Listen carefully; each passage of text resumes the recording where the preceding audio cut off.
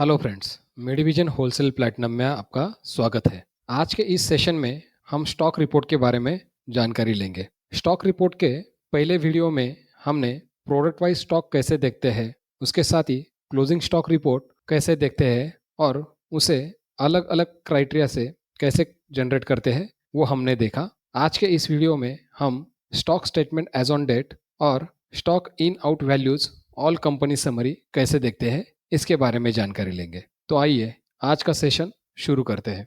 सबसे पहले हमें डिस्प्ले रिपोर्ट्स इस मेनू में आना है। इसके बाद स्टॉक रिपोर्ट्स में जाना है। स्टॉक रिपोर्ट में आने के बाद यहाँ stock statement as on date इस रिपोर्ट में जाना है। हमने इससे पहले जो क्लोजिंग स्टॉक का रिपोर्ट देखा था, तो वो रिपोर्ट जब हम जनरेट करते हैं तो वो जो करंट डेट है उस डेट तक का रिपोर्ट जनरेट हो जाता है। लेकिन अगर हमें कुछ प्रीवियस डेट के स्टॉक स्टेटस के बारे में जानकारी लेनी है, मतलब प्रीवियस डेट का मेरा स्टॉक कितना था, जैसे कि लास्ट मंथ का मेरा स्टॉक कितना था, वो हमें देखना है, तो stock statement as on date ये रिपोर्ट हम यूज कर सकते हैं। Stock statement as on date इस रिपोर्ट से हमें जिस तारीख तक का रिपोर्ट जनरेट करना है उस तारीख तक का रिपोर्ट हम जनरेट कर सकते हैं। और हमारे बैलेंस शीट में जो स्टॉक हमें दिखाता है उस स्टॉक से अगर हमें रिपोर्ट चेक करना है या कंपेयर करना है तो हम stock statement as on date इस रिपोर्ट को जनरेट करेंगे। तो आइए देखते हैं ये रिपोर्ट कैसे जनरेट करते हैं। इसके लिए stock statement as on date इस रिपोर्ट पे एंटर करना है। जैसे ही हम stock statement as on date इस रिपोर्ट पे एंटर करेंगे तो हमारे सामने एक क्राइटेरिया दिखाई देगा। इसमें सबसे पहले है ग्रुप बाय, मतलब ये रिपोर्ट हमें कैसे जनरेट करना है, कंपनी वाइज जनरेट करना है, कैटेगरी वाइज जनरेट करना है या प्रोडक्ट वाइज जनरेट करना है। अगर हम इसमें कंपनी वाइज सिलेक्ट करेंगे तो हमारा रिपोर्ट कंपनी वाइज समरी से जनरेट हो जाएगा। अगर हम कैटेगरी वाइज सिलेक्ट करते हैं तो कैटेगरी की समरी दिखाएगा। अगर हमें प्रोडक्ट वाइज देखना है तो ग्रुप बाय में हमें प्रोडक्ट वाइज ये ऑप्शन सिलेक्ट करना पड़ेगा। हम तीनों ऑप्शन सिलेक्ट करके रिपोर्ट जनरेट करके देखते हैं। अगर हमने कंपनी वाइज ऑप्शन सिलेक्ट किया और आगे वैल्यूएशन में दो ऑप्शन हमारे सामने आते हैं, एक तो परचेस कॉस्ट वाइज और दूसरा सेल रेट वाइज। इसमें से हम ऑप्शंस सिलेक्ट करेंगे। अभी फिलहाल हम परचेस कॉस्ट सिलेक्ट करेंगे और आगे जाएंगे तो हमें डेट पूछता है कि कौन सी डेट तक का स्टॉक हमें देखना है। इससे पहले हमने जो क्लोजिंग स्टॉक के रिपोर्ट्स देखे थे तो उसमें हमें डेट का ऑप्शंस नहीं था, क्योंकि वो रिपोर्ट जो भी करंट डेट है उस डेट तक के जनरेट हो जाते हैं।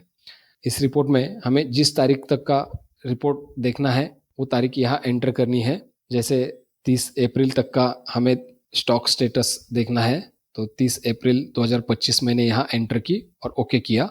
तो देखिए हमने ग्रुप बाय में कंपनी वाइज लिया था, तो जितनी भी हमारी अवेलेबल कंपनीज है वो कंपनी, उसकी नंबर ऑफ प्रोडक्ट्स कितने अवेलेबल है और उनका वैल्यू कितना है वो हमें यहाँ शो करेगा। इसके बाद इस रिपोर्ट को अगर हम कैटेगरी वाइज सिलेक्ट कर लेते हैं ग्रुप बाय में, तो जो भी अवेलेबल कैटेगरीज है वो कैटेगरी का नाम आएगा, उसके नंबर ऑफ प्रोडक्ट्स कितने अवेलेबल है वो आएगा और उसका टोटल कॉस्ट वैल्यू कितना है वो हमारे सामने आ जाएगा। अगर सेम रिपोर्ट को हम प्रोडक्ट वाइज सिलेक्ट करते हैं तो वो रिपोर्ट कैसे जनरेट होता है वो देखते हैं।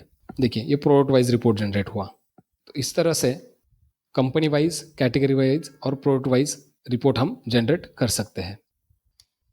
इस रिपोर्ट में जो नीचे ऑप्शंस दिए हैं उसमें F3 वर्क ये ऑप्शंस दिया है।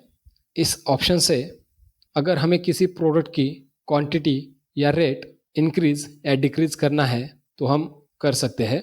इस ऑप्शन से हम जो भी चेंज करेंगे उसका इफेक्ट हमारे एक्चुअल स्टॉक को नहीं जाता है, सिर्फ इसी रिपोर्ट में उसका इफेक्ट जाता है। वो कैसे यूज़ करते हैं वो देखते हैं। उसके लिए F3 का बटन हम प्रेस करेंगे। परसेंटेज में जैसे हमारा सबसे पहला जो प्रोडक्ट है एडवेंट 457 mgdt है, उसकी 5 क्वांटिटी हमारे पास है।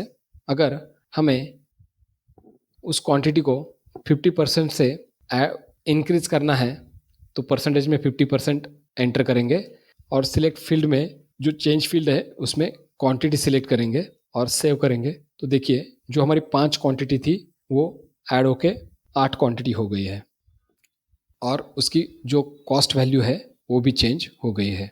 अगर हमें क्वांटिटी को इंक्रीज नहीं करना है, रेट इंक्रीज करना है या डिक्रीज करना है तो वो कैसे करेंगे। अभी एडवेंट 457 mgdt का रेट 191.34 है, इसको हम इंक्रीज करेंगे। इसके लिए F3 का बटन प्रेस करना है, उसको 10% से इंक्रीज करते हैं। तो मैंने यहाँ परसेंटेज में 10% एंटर किया और चेंज फील्ड में रेट सिलेक्ट किया और सेव किया। तो देखिए रेट इंक्रीज होके 210.47 हो गया है और उसका जो भी क्लोजिंग कॉस्ट वैल्यू है वो भी चेंज हो गया है। इस तरह से आपको अगर रिपोर्ट में क्वांटिटी या उसकी स्टॉक वैल्यू आपको इंक्रीज या डिक्रीज करनी है तो आप यहाँ से कर सकते हैं। इसके बाद नेक्स्ट रिपोर्ट है stock in out values all companies summary.